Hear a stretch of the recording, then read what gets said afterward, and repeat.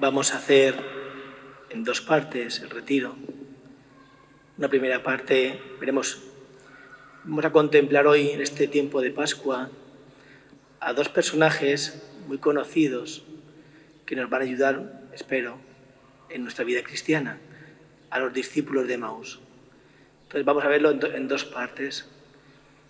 Lo importante no es tanto lo que yo diga, que no, es la palabra de Dios lo primero, y de lo que yo comente, hacer lo que podáis. Pero lo importante es suscitar un diálogo entre el Señor Jesús y cada uno de nosotros. Entonces, vamos a ver lo que sucede. Vamos a escuchar primero la palabra de Dios, que es lo realmente bonito, y ya luego pues dormís. Aquel mismo día, dos de ellos iban caminando a una aldea llamada Emaús, distante de Jerusalén unos 60 estadios. Iban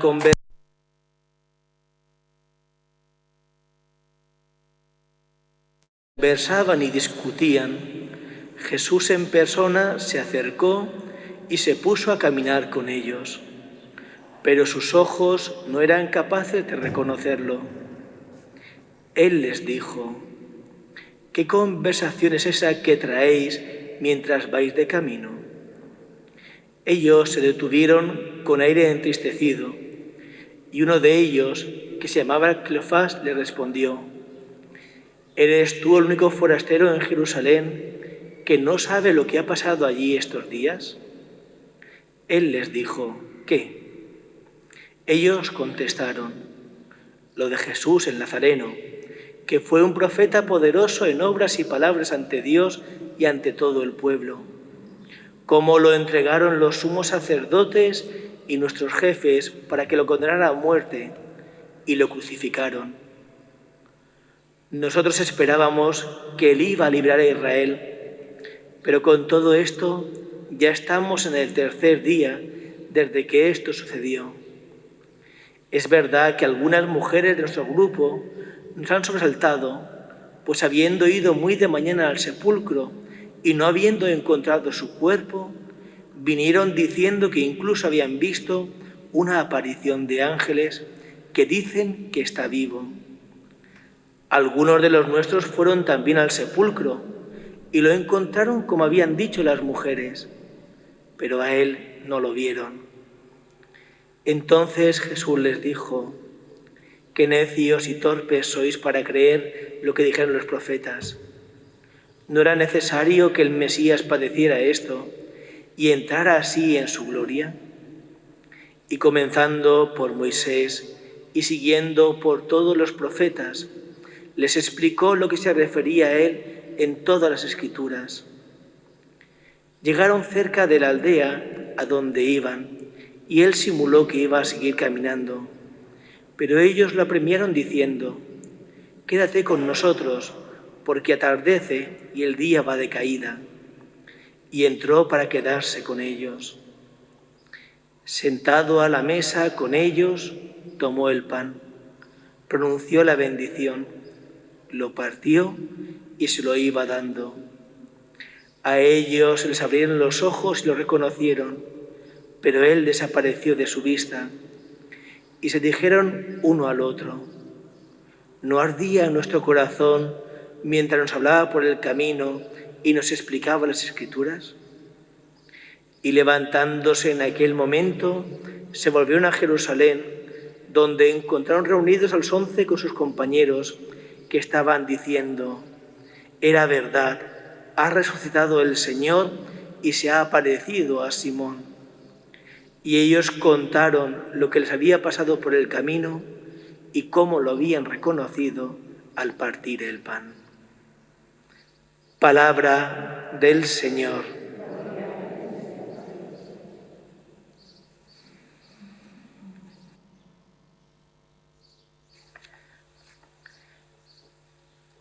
La historia de los discípulos de Emaús es demasiado conocida.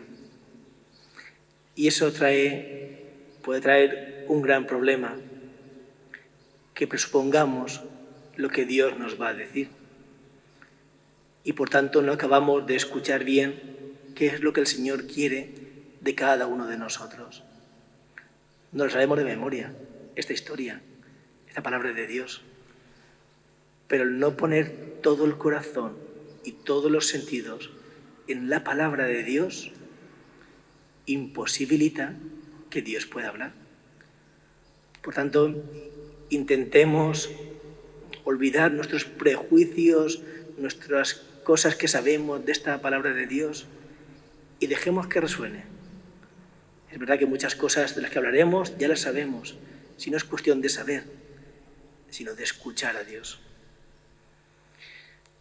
Estos dos amigos de Emaús son un buen ejemplo de nuestra vida cristiana. Ellos podríamos decir que son no solo cristianos de misa y oraciones, no, mucho más. Son personas que han conocido a Jesús, que han dejado su pueblo, que se han arriesgado para ir tras el Señor, que han seguido al Señor hasta Jerusalén, que se han emocionado con la entrada triunfal de Jesús en Jerusalén, y en su corazón y en su mente seguro que pensarían: este sí, este es el Mesías, el que va a vencer a los romanos, el que va a devolver a Israel al lugar que le corresponde. Y a su vez, estos dos han vivido junto también con los apóstoles la pasión, la muerte del Señor. Y de ahí sus palabras: nosotros pensábamos, pero Jesús ha sido un fracaso. Aquel en quien habían puesto toda su esperanza está muerto. Regresan a casa tristes, cabizbajos, desesperanzados. Todo es un fraude. Y puede ser que muchas veces en nuestra vida suceda algo parecido, siempre pensando que Dios tiene que ser de tal o cual manera, siempre pensando con una mentalidad diferente a la de Dios. Le hacemos que Dios sea a nuestra imagen y semejanza. Y os recuerdo que es al revés. Y por eso a veces Dios defrauda, porque no responde a aquello a lo que nosotros esperábamos. Nosotros esperábamos que si yo rezo tanto, Dios haga tal. Y fíjate, no sucede nada. Yo pensaba que si yo hago tal, el Señor... Tenemos tantos prejuicios para con Dios que nos defrauda. Nosotros pensábamos, pero... Y claro, cuando llegan momentos duros en la vida, dolorosos, terribles, ¿dónde está Dios? Pero si yo era de misa diaria, de misa dominical, pues no rezaba yo rosarios al Señor. Pensábamos que... Y está claro que Dios no actúa con sus criterios. Y aunque lo sabemos, no acabamos de convencernos. No nos gusta eso. Los criterios de Dios no nos gustan. ¿Y por qué no nos gustan los criterios de Dios? Porque los criterios de Dios, sí o sí, en el fondo es morir a uno mismo por los demás. Y eso, no nos engañemos, no nos gusta. El de hacer el bien, sí, eso está bien, vale, eso sí, un ratito, ayudamos, lo que sea. Ser buenas personas, bien, sí, también. Ir a misa y rezar, bien, eso también. Ahora, el morir a uno mismo, eso ya no nos acaba de convencer. Le pasaba a los de Emaús y puede ser que nos pase también a nosotros. Que sobre todo en los esquemas mentales. Morir a nuestras propias ideas y esquemas mentales, a nuestra forma de entender la relación con Dios, con el mundo y con los demás, es lo más complicado. Los discípulos de Emaús vuelven a casa. Se sienten tan decepcionados con Jesús que el mismo domingo de resurrección se marchan. Ya no hay nada que les ate, ni a Jerusalén, la ciudad de Dios, ni a la comunidad. Es tan grande la frustración, la decepción que tienen estos dos discípulos de Emaús que se marchan. El camino a casa es duro. Se van a presentar ahora otra vez en sus casas. Han salido de casas acercándose a aquel que era famoso, popular y tal. Y ahora vuelven a casa como fracasados. ¿Pero dónde ibais vosotros? ¿Pero qué pensabais? ¿Que este era? Anda, ¿pero cómo va a ser? Si encima de Nazaret, ¿cómo va a ser? Reproches, críticas, fracaso. El camino a casa es duro y van hablando evidentemente de lo que han vivido esos días, de los acontecimientos que han sucedido. Pero ¿cómo era posible si el domingo anterior estábamos triunfando y ahora cómo es posible este cambio? Estarían comentando todo lo que han visto a Jesús, lo que han oído, los milagros que haya podido realizar, todo lo que llama mucho la atención y ahora. Y es ahí, en medio del camino, donde Jesús se hace presente. El camino no es solo una forma de expresar que salen de Jerusalén. Toda la vida y la misión de Jesús es un camino, es un éxodo. Fijaos qué bonito lo que hace Jesús.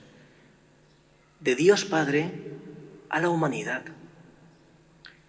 Y sin embargo, estos están haciendo otro éxodo de Dios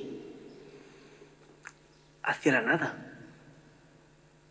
Se alejan de Dios y ¿dónde van? A la nada. ¿Dónde van ahora? ¿Cómo Dios invierte los papeles? Es Él el que sale a nuestro encuentro constantemente, el que ha dejado el cielo con lo bien que estaba allí, amándose entre el Padre, el Hijo y el Espíritu Santo, participando de ese amor eterno, inmenso, por nosotros. Se ha adentrado Jesús de la libertad a las tinieblas del pecado para liberarnos. Y la respuesta nuestra, como los discípulos de Emaús, volver otra vez fuera de Jerusalén, fuera de Dios. Qué importante recordar la imagen que Jesús emplea en el Evangelio de Juan. Yo soy el camino, la verdad y la vida. Podemos transitar nuestra vida por muchos medios, pero si no es mediante Jesús, nuestra vida está conducida a la nada, a la oscuridad y al sinsentido. ¿Hacia dónde? ¿Vivir para qué? Si no hay un sentido, comamos y bebamos, que mañana moriremos. Si no hay un sentido en la vida, ¿para qué vivir? El Señor camina junto a nosotros. Se hace presente en medio de nuestra vida. Y muchas veces nos cuesta reconocerle, como le sucede a los discípulos de Emaús, como ha pasado esta mañana en el Evangelio, como nos puede suceder en nuestra vida. ¿Qué necesidad tenemos de mirar los signos de Dios con los ojos de la fe para reconocerle? Y fijaos qué bonito, cómo nos cuesta reconocerle. Ahora mismo,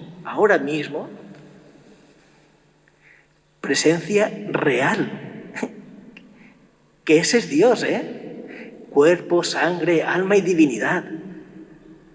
Y estamos aquí y sonará un móvil ahora, que espero que no suene, y sonará un móvil y cogeremos el móvil. Cuerpo, sangre, alma y divinidad, el mismo Dios está ahí. Y estáis más atentos a mí, tú fíjate qué tontos somos, que al Señor Jesús. Hasta a los curas nos cuesta reconocer la presencia de Dios, interrumpiendo aquí el encuentro entre Dios y nosotros. ¿Me entendéis? Nos cuesta reconocer que Dios está presente.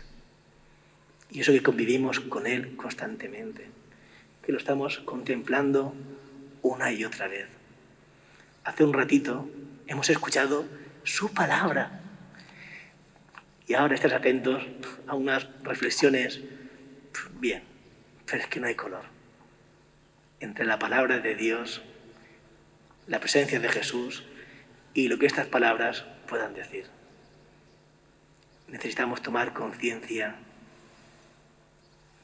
de los signos de Dios. Porque si no reconocemos la presencia de Dios, ya podemos montar aquí circos y ferias y cosas y todo lo que queráis. Nada de nada. Ahí está el Señor.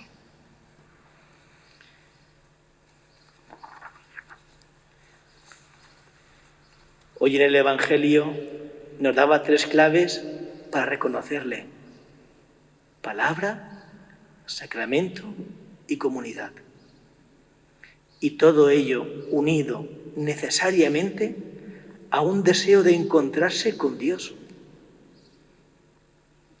Es que si no es imposible, si no hay una capacidad nuestra, un deseo de querer encontrarnos con Dios, aunque aparezca en gloria, ni de lejos. Esta va a ser la pedagogía que Jesús va a emplear con los discípulos de Emaús. Y es precisamente la misma pedagogía que quiere utilizar para cada uno de nosotros. ¿Y cómo lo hemos hecho? Eucaristía, la palabra de Dios y en comunidad. Tenemos ya los 3 signos para poder reconocerle. Al Señor le importamos demasiado. Se implica en nuestra vida. Quiere caminar junto a nosotros. Hay un detalle que me parece fabuloso de Dios. Camina al paso de ellos. Se amolda a nuestro paso. Este es Dios. Es sorprendente la grandeza de Dios que se manifiesta en esa humildad. Podría ir más rápido, podría haber decidido, bueno, pues ya está, se han ido. Ellos lo pierden. ¿Qué va? Como en busca de la oveja perdida, el Señor Jesús va al encuentro de estos 2 para hacerse el encontradizo y que le puedan reconocer. Y esto mismo que hace con ellos, lo hace con nosotros constantemente. Es más, lo hace con todo el mundo. Lo que ha hecho con los discípulos de Emaús, lo hace con cada persona de este mundo. Se hace presente, camina junto a nosotros, nos sugiere, nos da. Así es Dios, en busca de la oveja perdida, porque cada uno de nosotros le hemos costado a Jesús su propia vida, pues como para no arriesgarse, seguir una y otra vez. Jesús camina con ellos y los discípulos de Emaús empiezan a exponer al Señor Jesús lo que hay en su corazón y le cuentan lo que ha pasado con Jesús, sin darse cuenta de que están haciendo una oración preciosa. ¿La oración es decir oraciones? Sí, eso es decir oraciones. Pero también es oración poner en la presencia de Dios nuestra vida. Y esto es lo que están haciendo los discípulos de Emaús. A Dios le interesa principalmente ¿qué? Pues tu vida. ¿Qué le va a interesar? Claro, expongámosle, como han hecho los discípulos de Emaús, nuestra vida. ¿Pero eres tú el que no sabe esto? Pues ven, te vamos a compartir lo que nosotros hemos vivido, lo que hemos sentido, lo que hemos oído. ¿A qué esperamos para contarle al Señor Jesús cada día, nuestro día a día? No sé, que abramos nuestro corazón sin tapujos, sin disimular nada. No ocultemos nada al Señor Jesús y presentémosle lo que sucede en el corazón, no como un desahogo, que también, sino para poder escuchar lo que Él nos quiere decir. No presentamos al Señor Jesús nuestra vida para decirle, mira, hoy he hecho esto, he hecho lo otro, me he portado bien, he hecho no sé qué, que está bien. Es el primer paso. ¿Y para qué? Para que Jesús dirija, sane, cuide, oriente nuestra vida. Si no, para eso comprar un pájaro, yo qué sé, y le contáis al pájaro. No basta solo con contarle al Señor nuestra vida. Está bien el primer paso. El segundo paso es para que Jesús oriente y configure nuestra propia vida. Si no, la oración se convierte en un monólogo. Venga a hablar y venga a hablar y venga a hablar. La oración no puede convertirse en algo pasivo y mecánico, sino que es una interacción donde vamos configurando y modelando nuestra vida desde la palabra de Dios y con la asistencia del Espíritu Santo. Si no, ¿para qué leemos el Evangelio? Hay una actitud de los discípulos de Emaús que llama la atención. Ellos están narrando cómo han conocido el testimonio de las mujeres que han ido al sepulcro, que lo han visto vacío, pero no creen. Han conocido el testimonio de Pedro, de Juan, que han ido al sepulcro, que han visto como lo que las mujeres han dicho, pero no creen. A nosotros nos rodean múltiples testimonios de personas que han manifestado que merece hasta dar la vida la pena por ser fiel a Jesús. Tenemos el testimonio de los mártires y de los santos, pero no nos convencen. Hemos visto, hemos oído, pero los de Emaús, y puede ser que nosotros, nos hemos hecho una imagen de cómo tiene que ser el Mesías. Y parece que nada ni nadie puede hacernos cambiar de opinión. Este peligro está muy presente en nuestras vidas.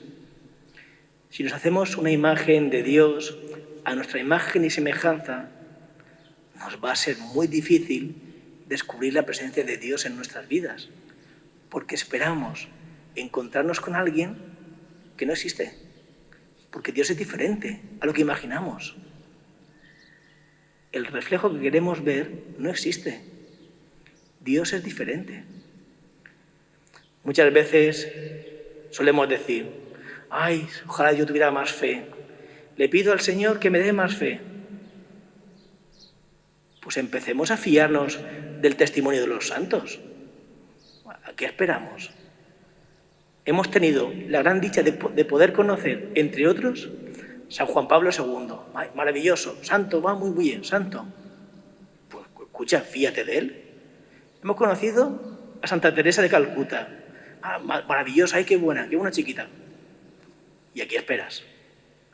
Hemos conocido a Óscar Romero. Ay, qué maravilla. Hemos conocido ahora el joven el beato Carlo Acutis. Ay, qué bonito, chiquito, majo, la Eucaristía, precioso, precioso.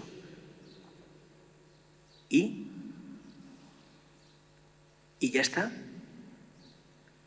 Si estas personas han cambiado su vida, han ido modelando su corazón a imagen de Dios, si son para nosotros ahora un referente y un modelo de vida cristiana, o bien no nos fiamos de ellos, o somos demasiado egoístas.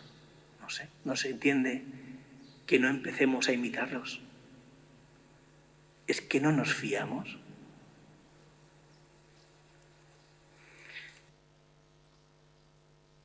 Estas personas, estos santos, nos invitan a dar ese paso al frente. No podemos conformarnos sin más a estar una y otra vez repitiendo acciones donde nuestra fe nunca avanza. No avanzamos en la fe. ¿Y por qué será, Señor? No sabemos por qué, si hacemos siempre lo mismo. Pues a lo mejor es por eso, porque siempre hacemos lo mismo, porque en realidad la palabra de Dios, ya lo iremos viendo, la palabra de Dios no entra en nuestro corazón, porque el testimonio de los santos y de los mártires no entra en nuestro corazón, porque la vida de los sacerdotes, de los obispos, no es modélica y no transforma el corazón, porque en el fondo, no nos hemos encontrado con el Señor Jesús. Hace falta una cosa para encontrarse con el Señor, y la vamos a poner en práctica ahora mismo: el silencio. Necesitamos silencio. ¿Por qué el silencio? Y luego lo veremos también. Porque el silencio nos confronta con Dios. No uséis nada, no recéis nada, no hagáis nada. Solo silencio. Confrontar la palabra de Dios que hemos escuchado con el Señor Jesús. Solo eso. Silencio.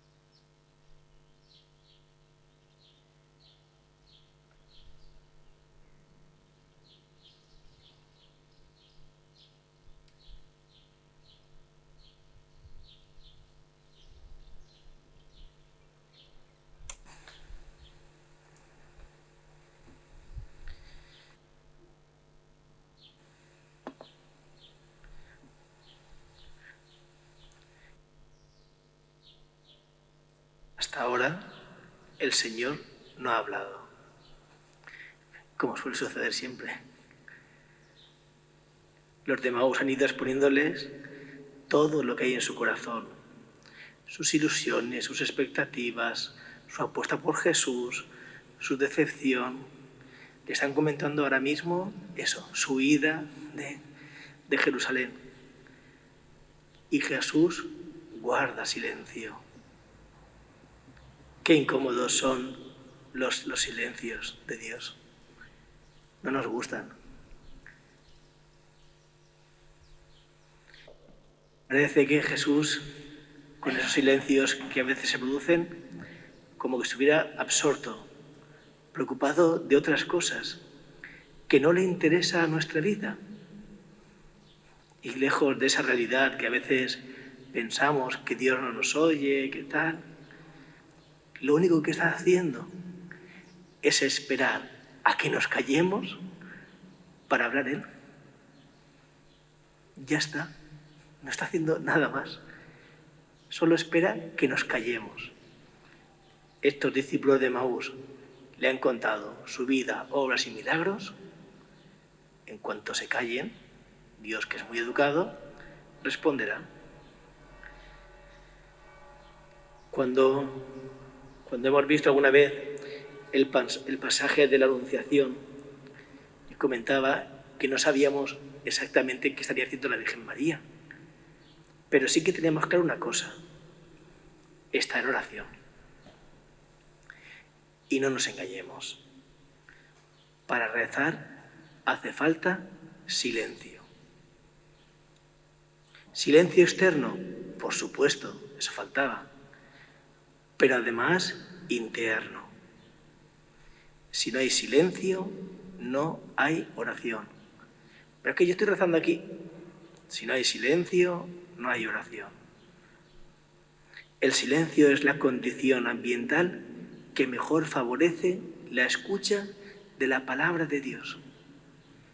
Y si no hay silencio, es imposible escuchar a Dios. Hoy en día vivimos inmersos en una sociedad repleta de imágenes, de sonidos, de llamadas. Si constantemente, bueno, a mí se pasa muchas veces, el pipip, pipip, y bueno, y la llamada ya ni os cuento, ya lo sabéis. No somos capaces de estar en silencio. Necesitamos tener algo, un libro, un algo, ¿no? El silencio por sí solo no podemos. El uso de las nuevas tecnologías está tan asociada a la vida de cada persona que ya la utilizamos para rezar. Y diréis, pero para rezar sí, hombre, eso es bueno. ¿O no? Antes yo usaba la aplicación del móvil para rezar, súper cómodo, botoncito, ti, ti, ti. Pero junto con la aplicación del móvil salían WhatsApp, ti, WhatsApp, no sé qué, Facebook, no sé cuánto. Al final no rezas, porque claro, porque la curiosidad, el pantallazo, no sé qué, te interrumpe. Las nuevas tecnologías están bien, pero para el uso que tienen que tener. Si no, pues eso, probadlo y veréis. Incluso en los momentos propiamente de silencios, como la adoración o el momento de acción de gracias de la comunión, lo rompemos con avisos, canciones, reflexiones y tantas ocurrencias, todas buenas, eso sí, todas buenas, pero que rompen el silencio. Nos cuesta el silencio. Por eso conviene recordar que el Señor Jesús se marchaba a lugares solitarios y aislados para poder rezar en silencio. Si lo hacía el Señor Jesús, tendremos que entender que necesitamos el silencio y la soledad para rezar. Decía el Papa Benedicto XVI, el silencio tiene la capacidad de abrir en la profundidad de nuestro ser un espacio interior para que Dios habite, para que permanezca su palabra, para que nuestro amor por Él penetre la mente, el corazón y aliente toda la existencia. si no hacemos caso al Señor, hacer caso al Papa. Yo qué sé. Pero necesitamos el silencio, de verdad. No podemos estar tan inmersos en tantos ruidos, que cuesta muchísimo, es verdad. Y cuesta muchísimo porque, y lo acabáis de experimentar, el silencio es exponer, confrontar nuestra vida cara a cara con el Señor Jesús. Y eso, pues hombre, es duro. Porque entonces es cuando nos descubrimos quiénes somos. Porque entonces es cuando nos permite ver en el espejo de Jesús cómo somos nosotros. Los discípulos de Emaús han expuesto ante el Señor su vida, sus preocupaciones, sus intereses. Y ahora el Señor interviene y les dirige su palabra. También nosotros en la oración personal le hemos presentado seguramente muchas veces al Señor nuestra vida, nuestras preocupaciones. Y ahora cabe preguntarse, hoy, esta mañana, el Señor a ti personalmente, ¿qué te ha dicho?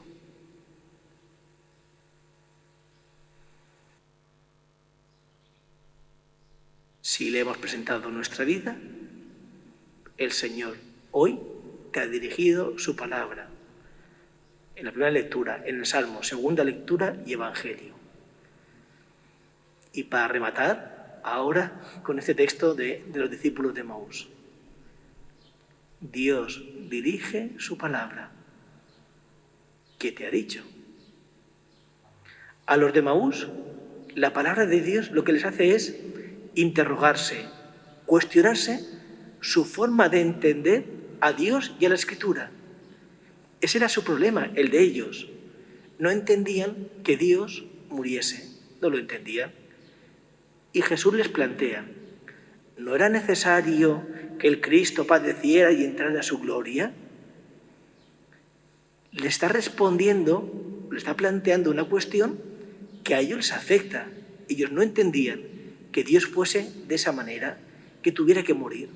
No lo entendían. No habían leído bien los profetas, no los habían comprendido, por mil motivos. Ahora la palabra de Dios sale a su encuentro y a ellos, en su realidad concreta, les cuestiona. A cada uno de nosotros, la palabra de Dios nos va a sugerir algún aspecto en función de lo que hayamos planteado al Señor Jesús. Pero Dios responde, claro que responde. Por eso, ¿cuál es la pregunta, la sugerencia, el signo que hoy el Señor nos ha planteado? Como hemos dicho a estos discípulos de Emaús, esta palabra de Jesús les hace replantearse y saltar todos los resortes de su vida. Tenían una imagen de Dios y ahora esta palabra de Dios entra en el fondo de su corazón y los rompe por completo. ¿Por qué el Mesías tiene que padecer? ¿Por qué sufrir?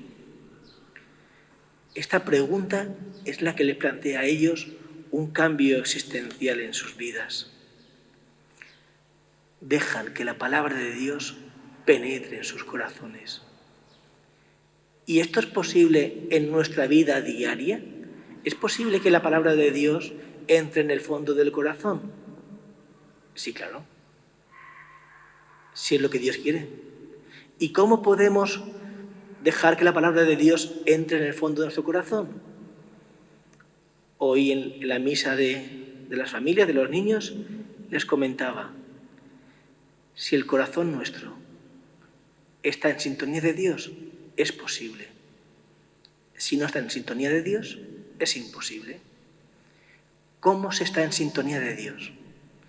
No nos engañéis, si es que no hay otra forma. O está en gracia de Dios, o no lo está.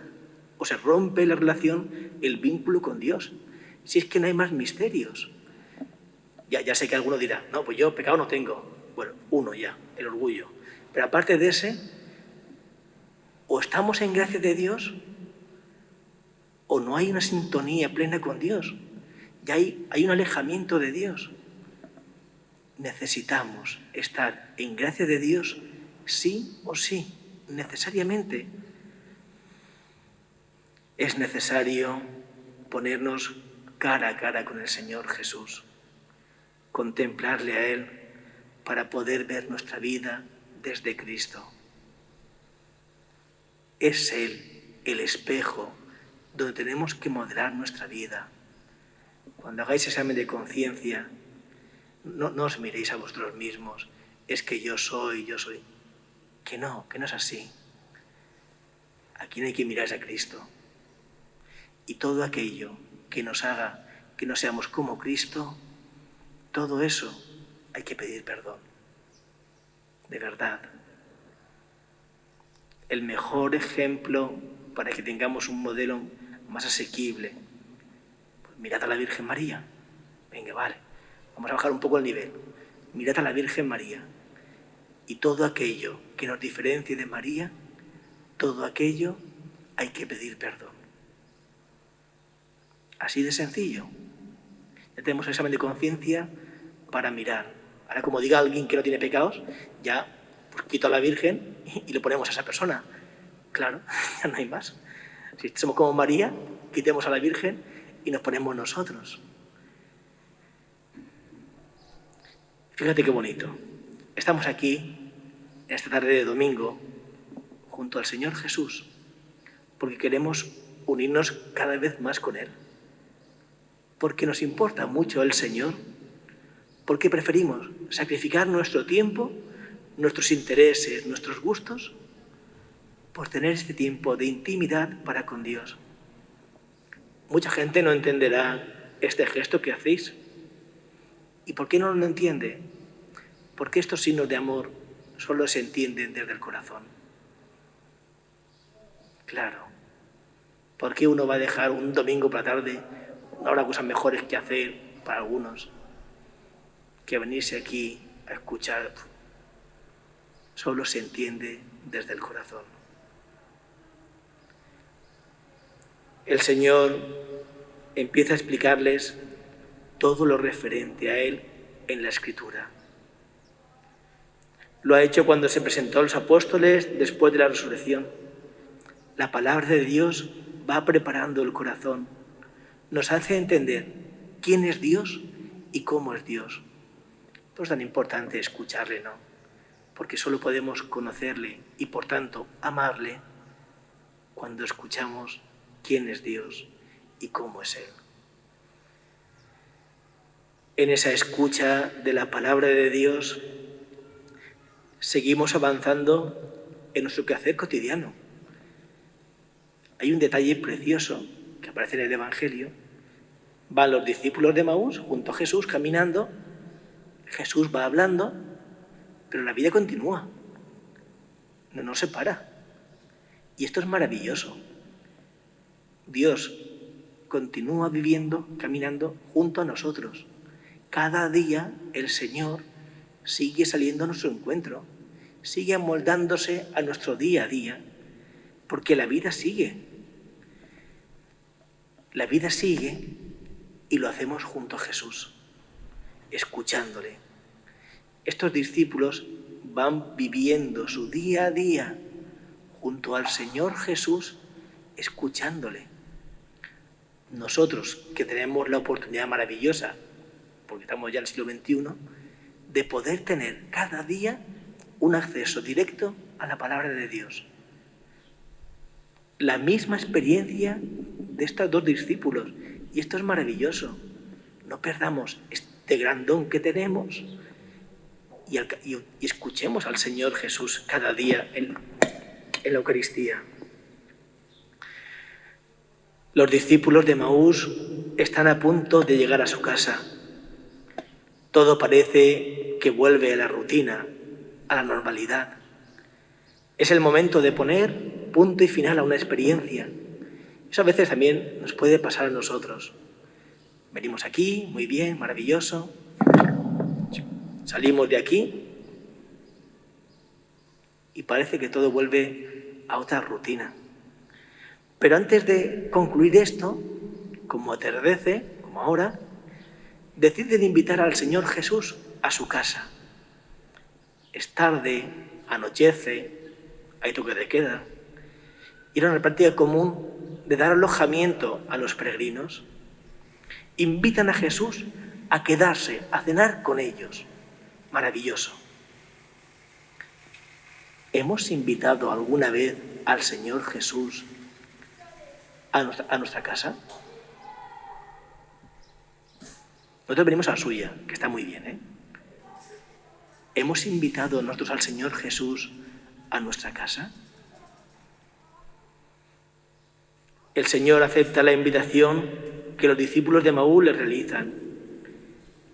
Si quiere participar de nuestra vida, es lógico que cuando le invitemos a nuestra casa, se quede con nosotros. Hagámosle partícipe de nuestra vida y de nuestra casa. Es más, tomemos el ejemplo de Santa Catalina de Siena. A ella el Señor le inspiró que se hiciese un pequeño oratorio, no en su casa, sino en su espíritu, al cual poder retirarse para entregarse en soledad y en silencio al Señor Jesús.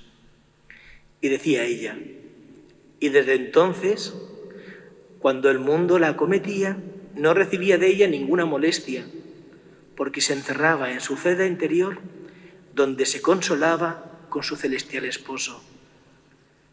Qué importante es esto de tener un lugar de intimidad para con Dios. Cada vez que nosotros recibimos la comunión, estamos invitando al Señor Jesús que entre en nuestra casa. ¿Cómo es la celda que le hemos dispuesto al Señor? ¿Está llena de virtudes o de mediocridades? ¿Está en gracia de Dios o está desordenada? ¿Qué se encuentra el Señor Jesús cuando entra en nuestro corazón? ¿Qué se encuentra?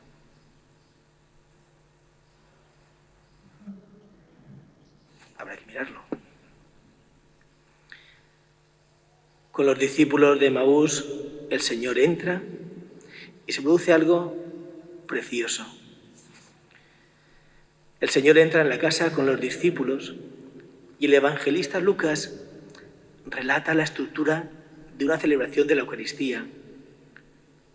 Toma el pan, las ofrendas, pronuncia la bendición, la plegaria eucarística, lo parte, la fracción del pan, y lo da, la comunión.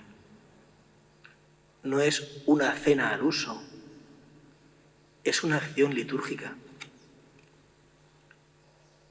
Toda nuestra vida es una acción litúrgica. Todo lo que hacemos tiene un carácter sagrado. No hay parte de nuestro día en que no seamos creyentes, en que no seamos cristianos. ¿O es que hay algún momento de nuestro día, no, hoy ya no soy hijo de Dios, soy hijo de Dios de 8 a 9:30 y por la noche un ratito también? No, hombre, somos hijos de Dios en todo momento. Somos consagrados, somos santos en todo momento. Toda nuestra vida tiene un carácter sagrado, tiene un carácter eucarístico. La Eucaristía no es solo ir a misa el domingo, eso faltaba que no fuéramos. Vivir la Eucaristía es poner toda nuestra vida en la mesa del altar. Es ofrecer nuestra vida, igual que hacemos en el ofertorio. El ofertorio es algo precioso que alguna vez ya hemos recordado. El ofertorio es lo más maravilloso, una de las cosas maravillosas de la misa. Nos ofrecemos junto a Jesús, a Dios Padre. ¿Y para qué nos ofrecemos? Para consagrar nuestra vida, para santificarla y para inmolarla. ¿Y por qué no hacemos eso? Por la salvación. No la nuestra, la de los demás. Participamos de la Eucaristía para que la salvación de los demás. y nosotros pensando que solo era para nosotros. Menos mal que el Señor es bueno con nosotros. Nosotros participar de la misa, participar de esta acción eucarística, es vivir de la Eucaristía, es escuchar a Dios en su palabra, es dejarnos configurar por Él, es ofrecernos juntamente con Él para gloria del Padre. Si queremos descubrir la presencia del Señor, tenemos que encontrarlo donde realmente se hace presente. Los discípulos de Emaús son capaces de reconocerlo al escuchar su palabra en la fracción del pan.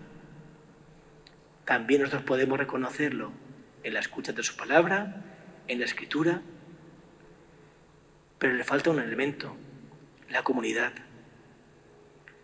Antes de marcharse hay una experiencia maravillosa. Se han encontrado con el Señor Jesús, muy bien, Jesús desaparece y comentan entre ellos: ¿no ardía nuestro corazón mientras escuchábamos, cuando nos hablaba por el camino y nos explicaba las Escrituras? ¿No arde nuestro corazón cuando escuchamos a Dios? Y un detalle también precioso. El Señor Jesús ha ido hablándoles durante el camino y esa palabra de Dios que han ido escuchando va modelando el corazón de los discípulos de Emaús. Ha ido trabajando su corazón para ir transformándolo a imagen del corazón de Dios. Con lo cual, sí o sí, menos palabras nuestras y más palabra de Dios. Pensemos en un momento cuando salimos de misa, cuando salgamos hoy de aquí. ¿Cómo está nuestro corazón? ¿Va a seguir todo igual?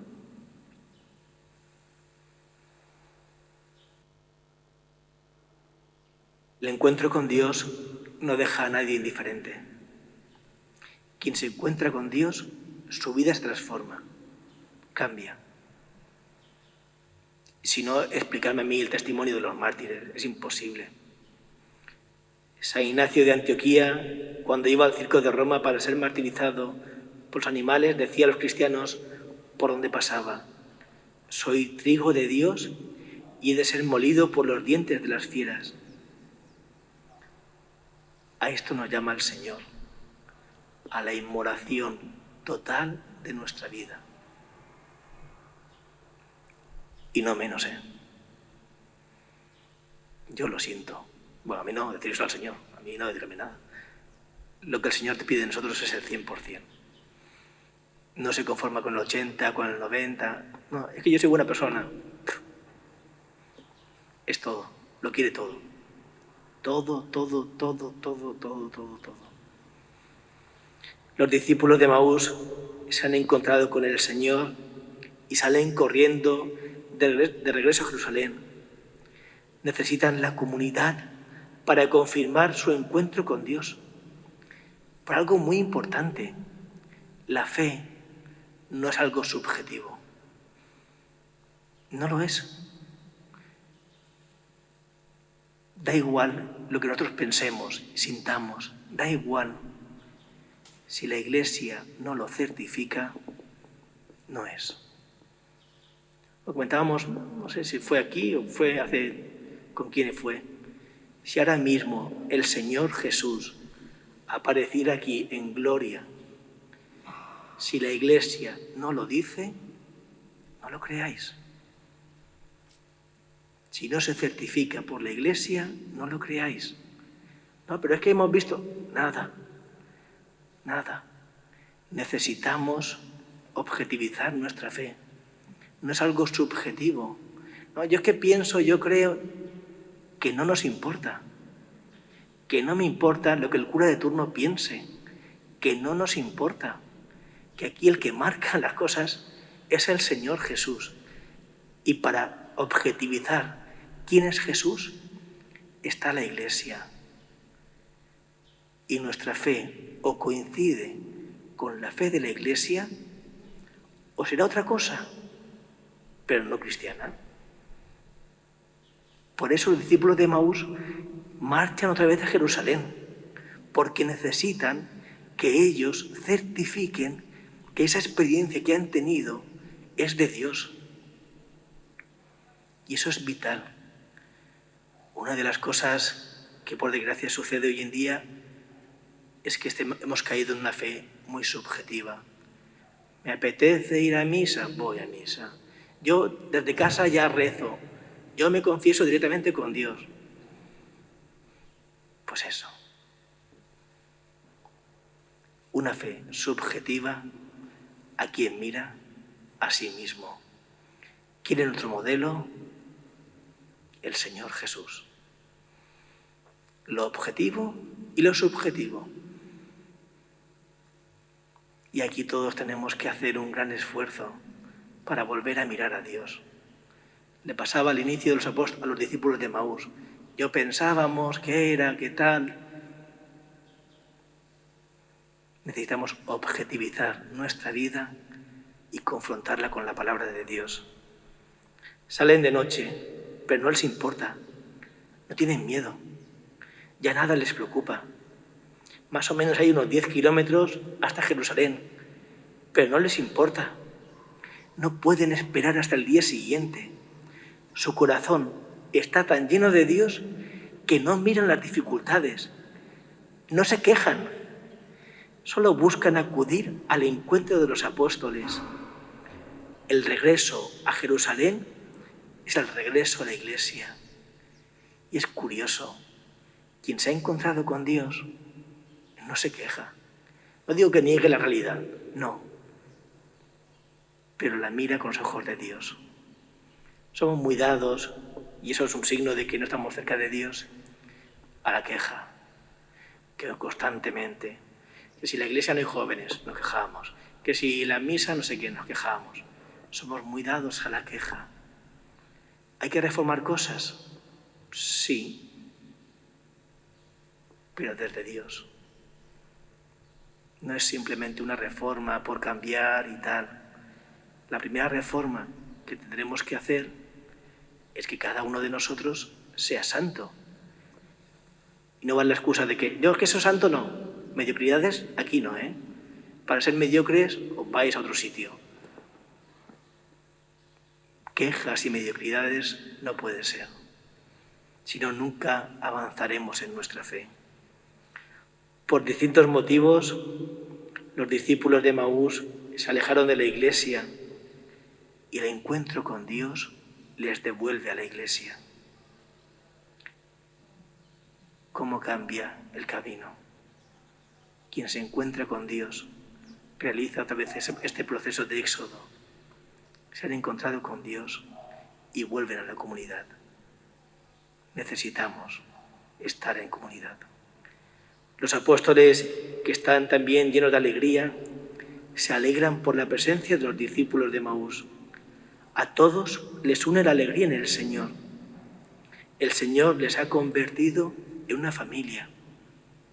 Todos unidos en la fe, en la esperanza y en la caridad. Todos unidos a Jesucristo. Y esta es la gran tarea nuestra también. Unirnos a Jesucristo sí o sí. Porque si nos unimos a otras personas, a otras cosas, no hay nada que hacer. Es que yo soy de Pablo, yo de Apolo, yo de Cefas, yo de don Carlos, yo de don Fernando, o yo de... Aquí quien nos une a todos es Cristo Jesús. Así que toca otra vez volver al silencio. No hagáis nada, de verdad, que era lo más difícil, lo sé, pero no hagáis nada. Contempladlo.